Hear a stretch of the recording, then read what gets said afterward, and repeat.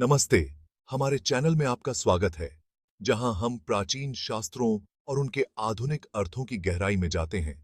आज हम वेदों के एक महत्वपूर्ण लेकिन अक्सर गलत समझे जाने वाले विषय पर चर्चा करेंगे, पशु बलि। इस यात्रा में हमारे साथ बने रहें।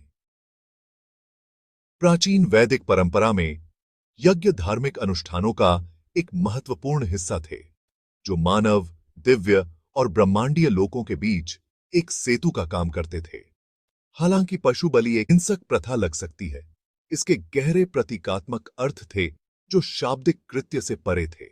यह प्रथा आत्मा की शुद्धि और ब्रह्मांडीय संतुलन को दर्शाती थी। आइए शुरुआत करते हैं ऋग्वेद से, जो वेदों में सबसे प्राचीन और महत्वपूर्ण है। यह ज्ञान और मंत्रों का एक विशाल संग्रह है, जो वैदिक काल के धार्मिक और सांस्कृतिक जीवन का आधार है। अश्वमेध या घोड़े की बलि जैसे अनुष्ठानों का उल्लेख ऋग्वेद में मिलता है। यह अनुष्ठान केवल शक्तिशाली और समृद्ध राजाओं द्वारा ही किया जा सकता था। विजय और समृद्धि सुनिश्चित करने के लिए घोड़े को पवित्र किया जाता था और बलि दी जाती थी। यह राजा की शक्ति और प्रजा के प्रति उसकी जिम्मेदारियों को दर्शाता था। यह अनुष्ठान ब्रह्मांडीय संतुलन का प्रतीक था। अब यजुर्वेद की ओर बढ़ते हुए हमें पशु बलि के बारे में अधिक स्पष्ट विवरण मिलते हैं। यजुर्वेद, जो 4 वेदों में से एक है, धार्मिक अनुष्ठानों और बलिदानों के लिए विस्तृत निर्देश प्रदान करता है। यजुर्वेद का तैत्तिरीय संहिता बकरियों और घोड़ों जैसे जानवरों को अग्नि, इंद्र और वरुण जैसे देवताओं को चढ़ाने के अनुष्ठानों का वर्णन करता है। ये बलिदान हिंसा के यादृच्छिक कार्य नहीं थे, बल्कि एक गहन प्रतीकात्मक प्रथा थे। जानवरों को अक्सर ब्रह्मांडीय शक्तियों का अवतार माना जाता था, और बलिदान का कार्य मनुष्यों, देवताओं और प्रकृति के बीच सद्भाव को बनाए रखने का एक तरीका था। शतपथ ब्राह्मण, जो यजुर्वेद की एक व्याख्या है, प्रतीकवाद में और गहराई से उतरता है। यह बताता है कि कैसे एक जानवर की रस्मी हत्या जीवन के नवीनीकरण का प्रतिनिधित्व करती है। बलि देने वाले का मानना था कि जानवर उनकी प्रार्थनाओं और प्रसादों को सीधे देवताओं तक पहुंचाता है, जिससे समुदाय की समृद्धि सुनिश्चित होती है।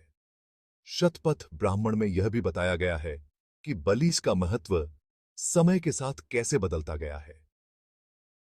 लेकिन जैसे जैसे समय बीतता गया, वैदिक विद्वानों ने भौतिक बलिदानों की आवश्यकता पर पुनर्विचार करना शुरू कर दिया। उन्होंने महसूस किया कि बाहरी अनुष्ठानों से अधिक महत्वपूर्ण आंतरिक साधना है। उपनिषदों ने गहरे आध्यात्मिक और दार्शनिक विचारों को प्रस्तुत किया, जो आत्मा और ब्रह्मांड के रहस्यों को उजागर करते हैं। बलिदान अब भौतिक कृत्य के बारे में नहीं रहा। यह एक आंतरिक यात्रा बन गई, जहां व्यक्ति अपने भीतर के सत्य को खोजने का प्रयास करता है। सच्चा बलिदान एक भौतिक जानवर नहीं है, बल्कि हमारे आंतरिक संघर्ष और भ्रम है। जब तक अहिंसा यानी अहिंसा का सिद्धांत हिंदू दर्शन में प्रमुखता से स्थापित हुआ, तब तक पशु बलि बहुत कम हो गई थी। भगवद गीता और उपनिषदों की शिक्षाओं से प्रभावित होकर हिंदू अनुष्ठानों में जानवरों के बजाय फलों, अनाज और घी जैसे प्रसादों पर ध्यान केंद्रित किया जाने लगा। इस प्रकार अहिंसा का सिद्धांत हिंदू धर्म में गहराई से समाहित हो गया।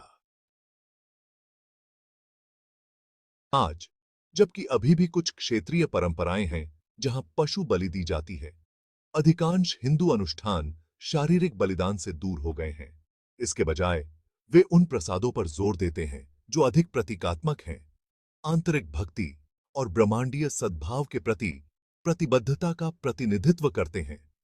ये प्रतीकात्मक प्रसाद, जैसे फूल और फल, आध्यात्मिक शुद्धता और समर्पण को दर्शाते हैं।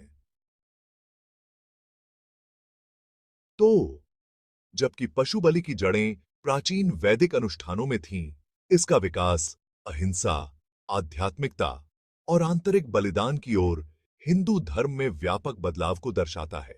यह एक अनुस्मारक के रूप में कार्य करता है कि बलिदान का सार प्रसाद में नहीं, बल्कि उसके पीछे की मंशा में निहित है।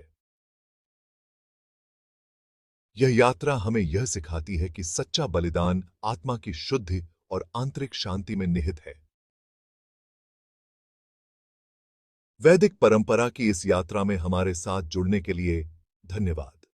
अगर आपको यह वीडियो जानकारीपूर्ण लगा, तो प्राचीन ज्ञान और आधुनिक आध्यात्मिकता की दुनिया में और अधिक खोज के लिए लाइक, शेयर और सब्सक्राइब करना न भूलें। अगली बार तक अपनी आध्यात्मिक जड़ों से जुड़े रहें और हमारे साथ इस यात्रा को जारी रखें। धन्यवाद और नमस्ते।